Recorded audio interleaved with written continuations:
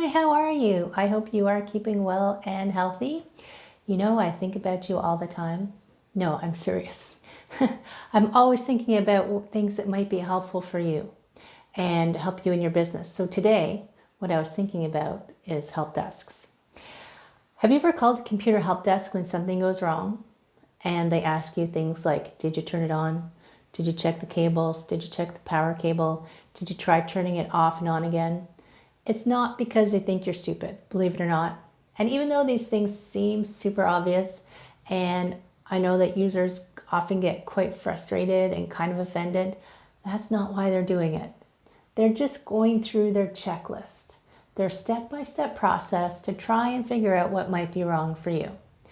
And if we're honest, come on, how many times have you called them and it was actually something that simple where you're like, oh, right, sorry, thanks. And then you move on. So, okay, it happens. So now let's talk about systems and why I'm talking about help desks. So help desks use systems. So we're going to talk about systems, why you need them, and why they fail. So hi, I'm Heather, by the way. I'm the owner of Prosperity Flow Coaching. This is my video series I lovingly call the Build a Better Business video series.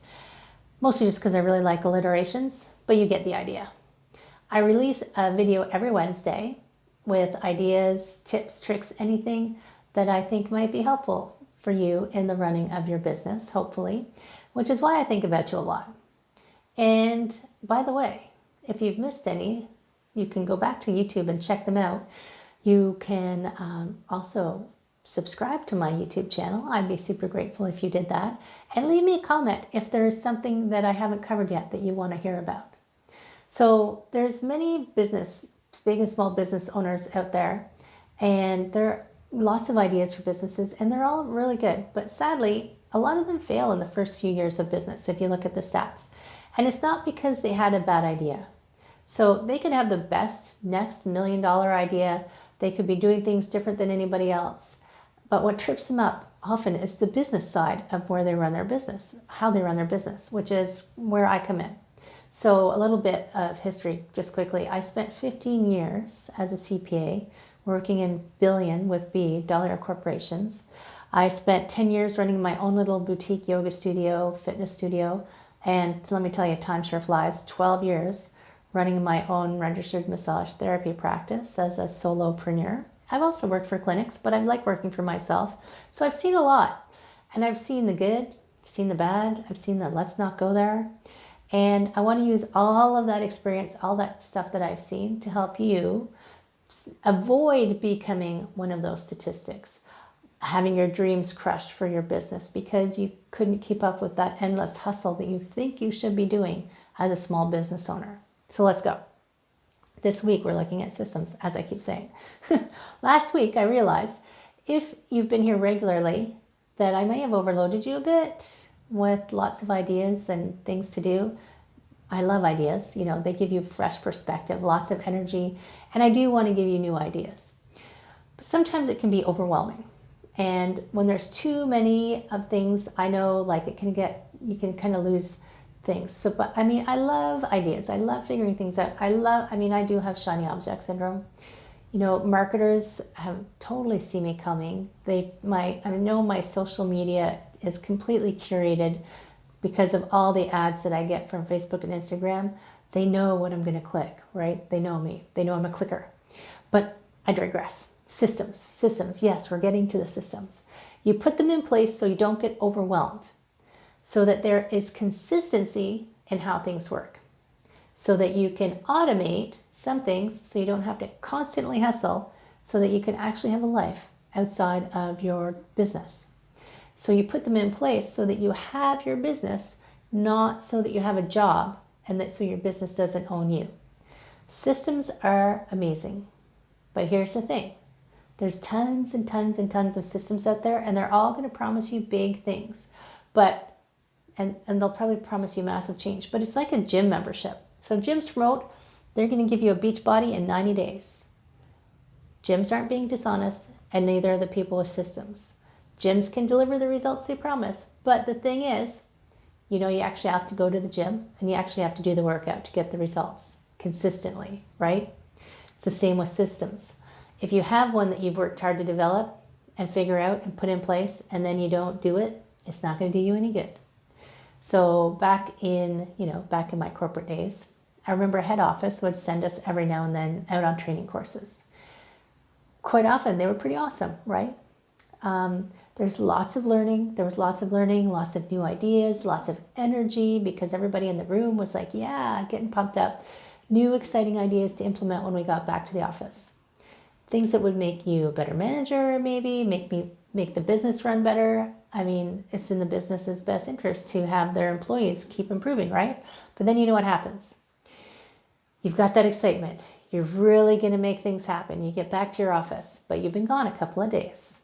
There's emails, probably a couple thousand these days. There's phone calls.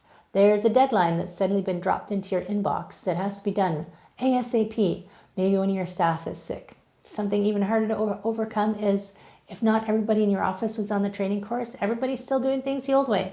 And they're like, what's the problem? They don't have the energy that you have. So there's a whole list of things about this shiny new idea that's going to try and block you. And so what happens? You put your shiny new binder on the shelf, and quite often it just stays there. Gathers dust until you clean out your office. And then when you're cleaning out your office, you're like, oh yeah, I remember that course. It was pretty awesome. Too bad I didn't actually implement any of it. So when you're researching the perfect system for your business, it can be like that. There's systems aplenty. There's tons and tons of them. But I'll tell you right away, the absolute best system for your business is the one you're going to use, right?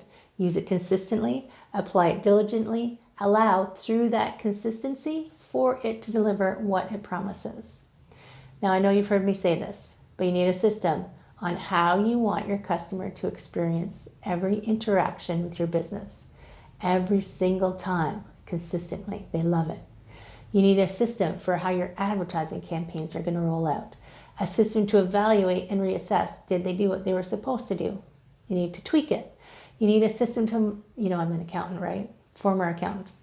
I love financial information. It's so helpful. You need a system to keep track of that. I remember back when I was this brand new university grad and I was studying to get my CPA, I would do the year-end financials for this business. And the owner, believe it or not, maybe you do this. He kept track of his business by checking his bank account and seeing how much money he had. That's not a good system to keep track of your business. The more you can create a routine, if you like that term better than system, use routine. A routine around the way things are done, a way to measure if you got the result you wanted, a way to adjust, a way to make constant improvements, the more chance you're going to have to be the rock star business owner, the one who had the great idea and succeeded, right? So amazing. Now, that doesn't mean you should do it all yourself, okay? I saw a meme recently that was comparing the small business owner mindset to a CEO mindset. So when you're a small business and you're starting out, yes, you're probably the only person and you're probably doing everything, but you should be thinking like a CEO, right? So think like you are running a business, not working your butt off to be in business. And one of those examples was this kind of switch in thinking. So an owner would be doing everything that needs to be done. And I get that. I do it. I've done it. But a CEO would delegate as much as possible so that the CEO has time to do the work that makes the revenues and get some sleep. And maybe I'll have to do one on sleep. Anyway, an owner thinks that no one else can figure it out, that you're the only person who understands it, that you have to do it all yourself, that it would take too long to explain to someone. Not true. 100% not true. There are people out there who are experts at websites, at social media, at graphic design, at accounting, at copywriting. If you know what copywriting is, then you need a copywriter. There's so many things your business needs, and no, you cannot do it all yourself, and you should not do it all yourself. Get some help. Oh, one more thing on systems. I know I can go on and on, but I often talk about goals and where you want to be as this target that you're aiming at, right? A mark on the map in the future of where your road trip is going to take you. Goals are good. Goals are important, but goals are future oriented. They're off in like this future space somewhere off in time. And you need them. I know I've talked about goals. I've said you need goals, but here's the thing. Your system or your routine is your CAA map that will get you there step by step. Every day you get up, you open your map, you follow your system, and then one day, poof, you're there. You're in that place in the future and you've hit your goals. So then, of course, you're going to make new ones, right? Right? But systems, here's the thing, systems, routines, they're in the present. They are your day in, day out, step by step, things you're going to keep doing over and over and over, going forward to where you're going. They increase your odds of success. And they don't worry about how fast you're going. They just know you're going in that direction, and then eventually you're going to get there. It's like I had a boss once who said you had to go slow to go fast. You had to slow down and do the step by step to get where you were going. So take some time to look at your business. If you're already in business, there's a chance you already have systems and you don't even know it. Are they working the way you want? If it's not, if your business isn't working, maybe your system isn't working. Are there things that need doing? Do you need to adjust things? Does some of your areas lack a system or a routine? Put it in.